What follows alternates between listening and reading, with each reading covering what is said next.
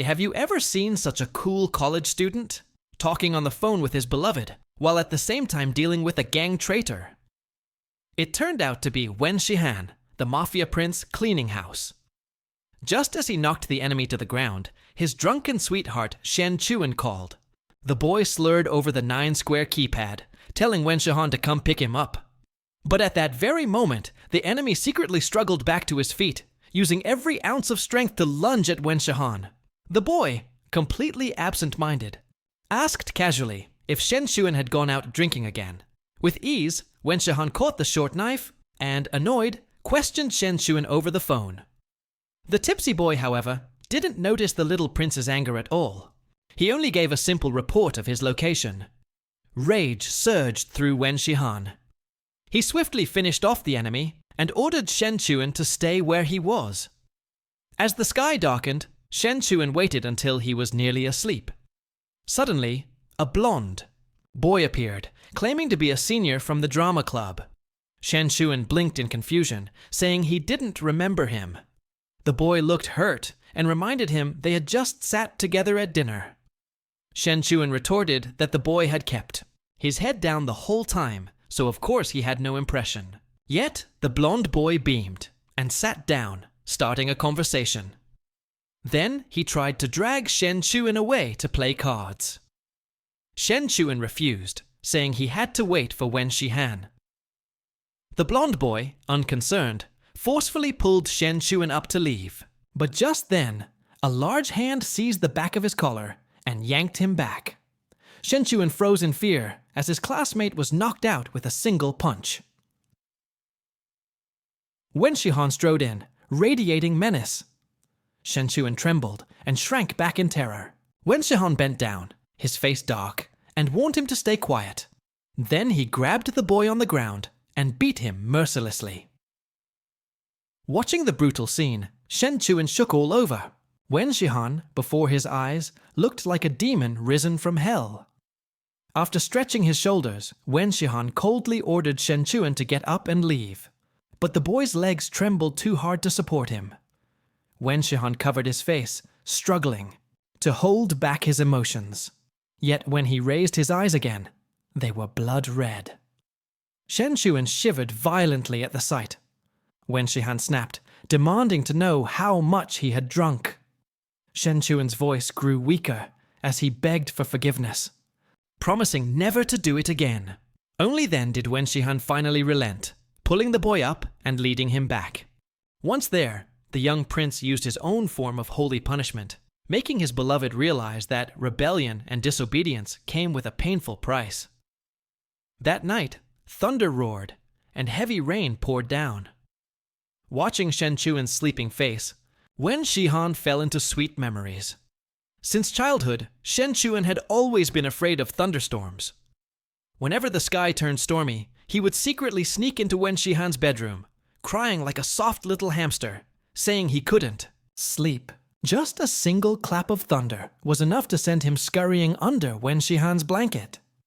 Seeing the boy trembling in panic on his bed, Wen Shihan only found it unbearably adorable. Listening to the endless rumble of thunder, he understood what was happening.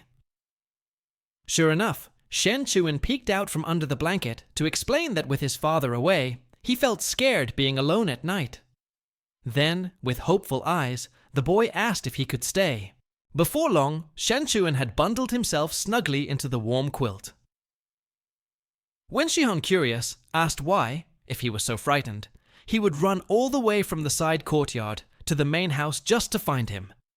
Shen Chuan simply replied that here, the only person he knew was Wen Shihan.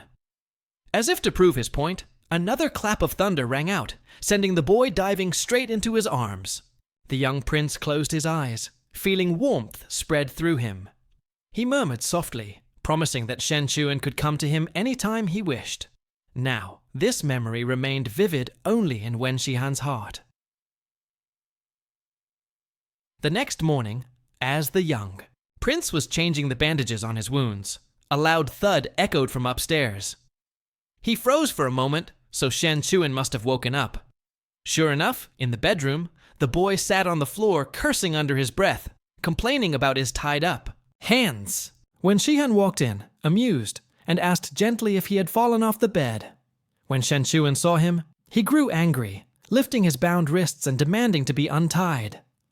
Wen Shihan refused without hesitation. Looking him straight in the eye, his words were cold and sharp. "This is your punishment for drinking and making trouble." Shen Chuan was just about to argue back when a glass of water was suddenly offered to him. "Your throat is hoarse." "Drink first," Wen Shihan said. Obediently, Shen Chuan took a sip, only to notice the wounds on Wen Shihan's hands. His heart skipped a beat. Grabbing the injured hand, he asked anxiously what had happened. Seeing the boy's expression, as if he might burst into tears, Wen Shihan's chest tightened painfully. But what he couldn't understand was this. If Shen Chuan truly didn't like him, then why? Why would he show such a look? Now, Shen Chuan held Wen Shihan's injured hand in his palms, his face full of distress. Seeing the boy on the verge of tears made Wen Shihan's own heart tighten. But he couldn't understand. Why would Shen Chuan be so sad over something so small? The boy muttered anxiously, telling Wen Shihan to go to the hospital. Then he began to guess aloud. Surely Wen Shihan's wounds must be from some dangerous mission assigned by the boss. Shen Chuan imagined him so pitiful head lowered, whispering softly, "You must not want to do these tasks, but the boss forces you to complete them." His blind concern and endless speculation flowed into Wen Shihan's chest like a stream of warmth. At that moment, he wanted nothing more than to pull the boy into his arms and fuse him into his very being. But first, this reckless troublemaker who loved to attract peach blossoms had to be taught a lesson. With that thought, Wen Shihan asked if the boy remembered what mistake he had made yesterday. Without waiting for an answer, he pinched Shen Chuan's cheek and coldly concluded, "Perhaps you were too drunk to remember. Otherwise, you wouldn't dare show such arrogance today." The boy winced in pain, struggling to make him let go. Wen Shihan released him generously, only to demand in the next breath that Shen Chuan lift his shirt. When the boy froze in defiance, the young prince threatened in a low, dangerous voice, "Do you want me to do it myself?" Intimidated, Shen Chuan finally gave in. After the long night of punishment, Shen Chuan was still audacious.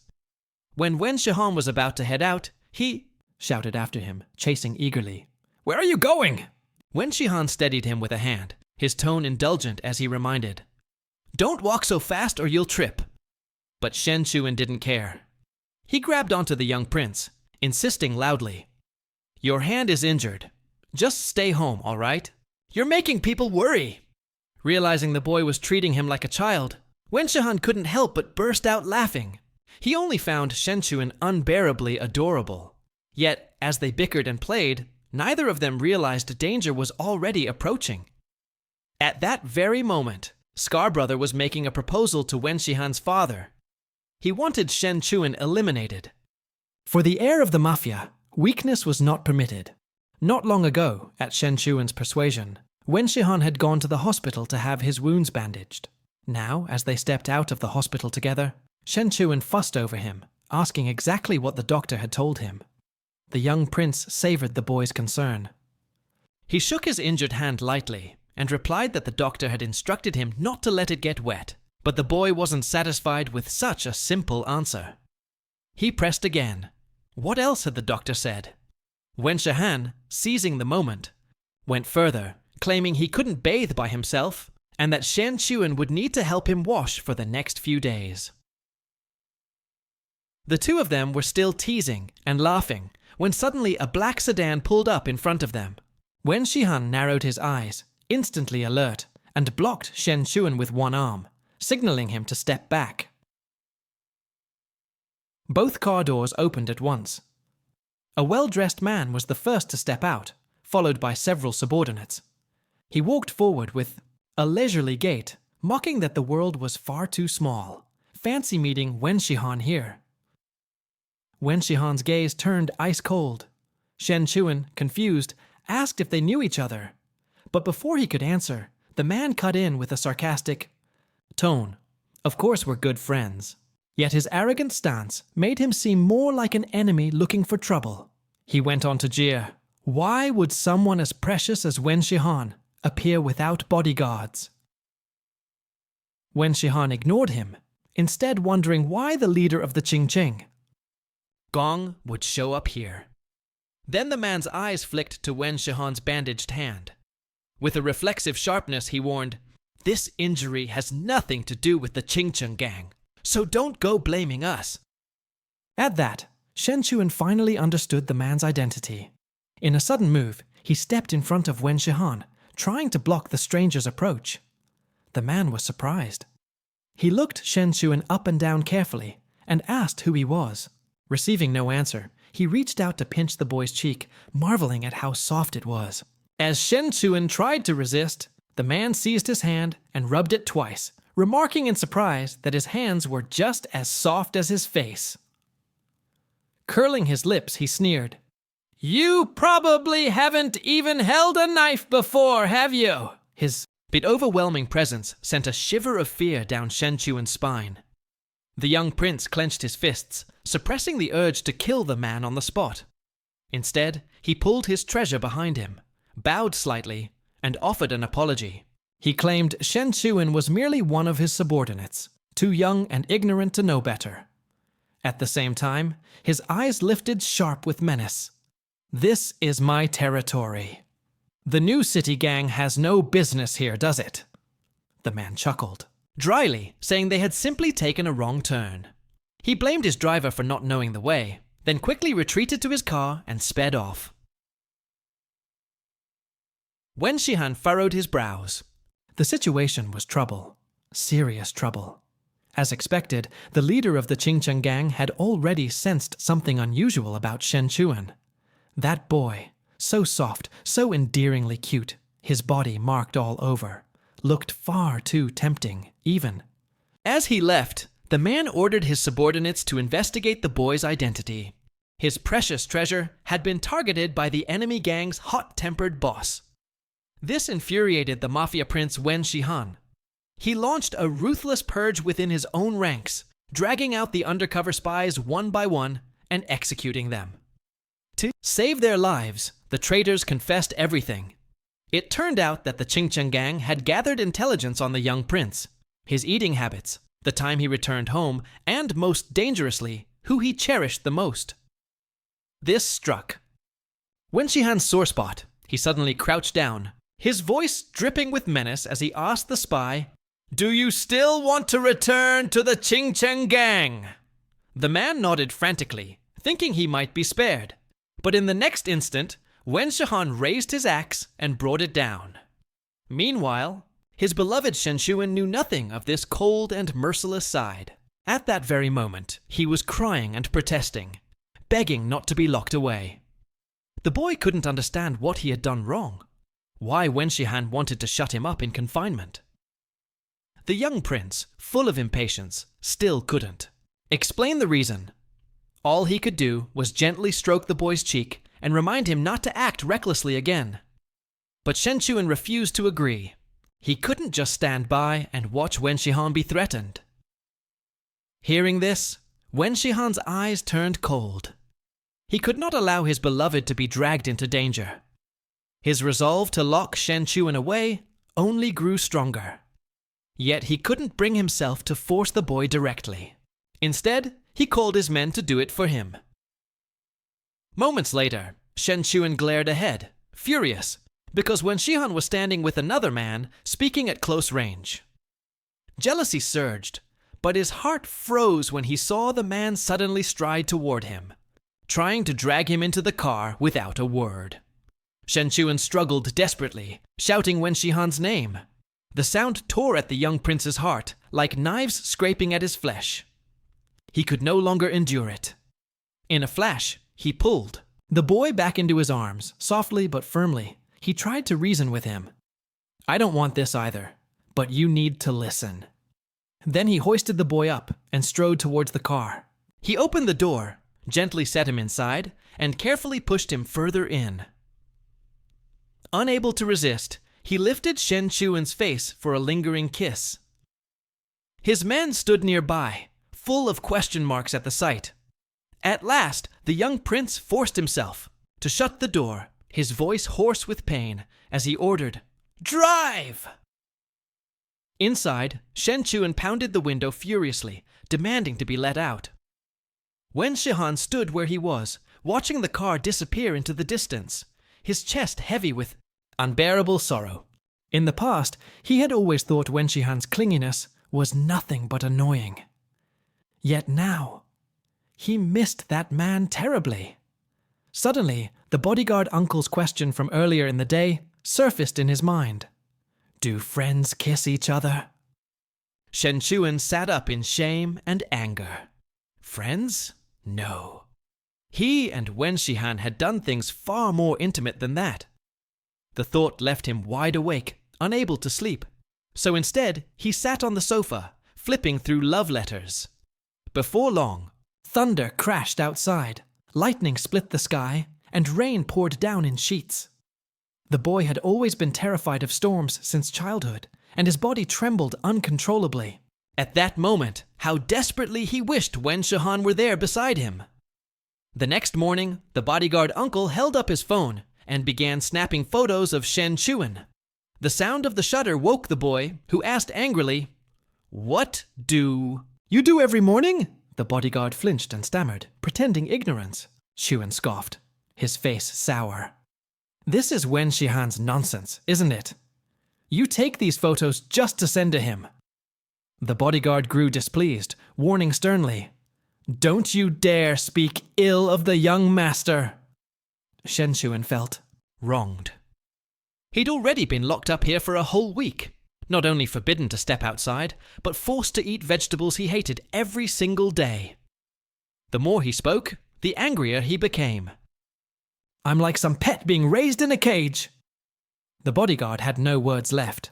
Shen Chuan sat down with a helpless sigh. His voice softened as he murmured, "Where is Wen Shihan? Has his wound healed? Did he sleep well?" Lifting his gaze toward the bodyguard, his eyes glistened with tears. "When he sees my photos, sees me suffering like this, is he satisfied?" The bodyguard panicked, hurriedly trying to explain. "It's not like that!" But Chuan didn't want to hear it. Lowering his head, he whispered bitterly, "Why won't he come to see me?" The bodyguard frowned, thinking the boy was just being childish. Still, he tried to comfort him. "Don't cry." Meanwhile, the mafia prince was calmly sipping his morning tea. As he planned his next move, the bodyguard suddenly rushed in to report, "We've found the enemy's main financial source." Instead of praise, Wen Shihan's expression darkened. "You shouldn't have come now. The Qingcheng gang could have followed you." The bodyguard broke out in a cold sweat, stammering nervously. "It's just... Shen Chuan seems to miss you, young master. I thought maybe Dr. Ming should know." For a moment, Wen Shihan froze in shock. Then suddenly, he covered his face and burst into unrestrained laughter. When at last he lowered his hands, his cheeks burned red, and his eyes shimmered with something dangerously bright. Well, well. I never expected this. What a delightful surprise. After a week, boredom nearly drove him mad. All he could do was sit on the balcony, gazing longingly at the distant freedom he could not reach. The bodyguard uncle came to coax him back inside, asking curiously, "Have you lived here since you were little?" Shen Chuan fell into memories. He said he had moved in at the age of 9. In the entire house, he was the only one who lived there. Staff members would deliver his meals on schedule. And whenever he grew too close with anyone, that person would suddenly be dismissed. For a long time, he thought it was his fault, that he had done something wrong to drive them away. Later, he grew used to that kind of life. As he spoke, his gaze turned lonely, drifting toward the forest. This Bao bodyguard felt something stir in his chest. "Do you ever feel lonely?" he asked softly, then answered his own question. "So that's why you and the young master ended up with that kind of relationship, isn't it?" The words made Shen Chuan flush with shame and anger. He spun around, demanding furiously, "What do you mean by that?" But as soon as he turned, he froze. Down below stood the scarred man, Yunhuan, staring up at him with a menacing expression. Shen Chuan fell backward in fright, his body trembling uncontrollably. Moments later, the sound of the door being kicked echoed through the house. Junhuan's furious roar followed. "Shen Chuan, open the door!" The boy shook his head frantically, terrified, trying to stop the bodyguard from answering. But the man stubbornly rose, thinking perhaps there was news from the young master. When the door opened, Junhuan stormed in, his fist swinging without warning. The punch landed straight on Shen Chuan. "It's all because of you!" Junhuan roared, his face twisted with fury. Wen Shihan lost his mind and went after the Xingcheng gang. Chuan, breathless with fear, stammered desperately. I don't know anything about this." But his frightened innocence only enraged Junhuan further. He seized Chuan by the collar, ready to drag him away for punishment. That violent grip sent the boy spiraling back into nightmarish memories. He remembered when the young Wen Shihan had been injured saving him, and how he himself had been punished by the Wen family afterward, dragged into a dark little room by brother Junhuan to await execution. His thoughts blurred. Tears spilled down his face as he sobbed, begging, "I know I was wrong. Please don't hurt me." At that moment, the bodyguard stepped in, blocking Junhuan. The two men faced off, tension crackling in the air. Meanwhile, Shen Chuan scrambled to his feet, heart pounding with only one thought: escape. Panicked, he dashed to the balcony. Without thinking, he climbed onto the railing, ready to leap down. But just as he was about to jump, a strong hand shot out and yanked him back. Shen Chuan's eyes widened in shock as he looked up. There stood Wen Shihan, his hair disheveled, his expression blazing with anger, glaring at him as though ready to devour him whole. After being kept in seclusion for a week, the boy began to show signs of Stockholm Syndrome. He missed the Mafia Prince more, growing increasingly dependent on him.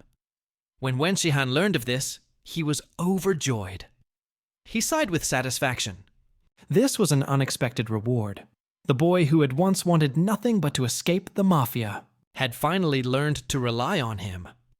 That evening, Wen Shihan had to attend a high society gathering. There, he crossed paths with Han Qingwu, the leader of the Qingcheng gang. The moment the man arrived, he accused Wen Shihan of raiding his pharmaceutical factory.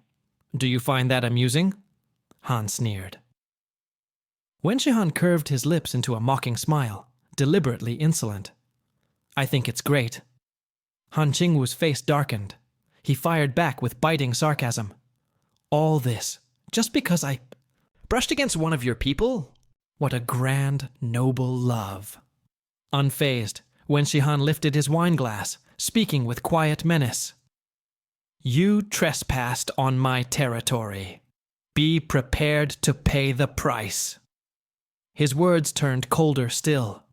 "And let me remind you, anyone who lays a hand on what's mine will face the consequences." Just then, a subordinate hurried over, whispering about an urgent call. Wen Shihan immediately stepped aside. On the line, the voice from the old estate was tense. He needed to return at once. His brows knit together, his gaze darkening. He understood instantly. His precious treasure was in danger. By the time he rushed back, he saw Shen Chuan already halfway over the balcony railing. Wen Shihan lunged forward, grabbing him and pulling him down with care. Only after confirming the boy was safe did his anger burst forth. "Were you trying to jump?" he demanded. Shen Chuan rubbed his swollen cheek, his voice thick with grievance. "I just wanted to leave here." That only enraged Wen Shihan further. The boy was far too willful. Turning sharply, he strode towards the door. Panic surged through Shen Chuan. "Where are you going?" he cried, chasing after him. But Wen Shihan gave no reply. The boy grew more desperate, grabbing at him. "Are you angry?" he asked nervously. Wen Shihan finally exploded. He shoved the boy away and snarled, "You wanted to jump! Did you even think about breaking your legs?" Then another thought struck him, twisting his expression with fury. "Or what? Would you rather shatter your body than stay here with me?" The idea drove him mad with rage. He yanked the boy aside, intent on leaving, but Shen Chuan, terrified, clung to him from behind. "Hit me, scold me, do whatever you want, just don't leave me." The cold ice in Wen Shihan's chest melted in an instant. He had been about to comfort him, but then his eyes flicked back to the open balcony. The image of Shuan about to leap flashed again in his mind, rekindling the fury he had just suppressed. He tore the boy off him, his voice cutting like steel. "This time, I won't forgive you so easily." Looking into Wen Shihan's cold, merciless face, Shen Chuan suddenly realized something terrifying.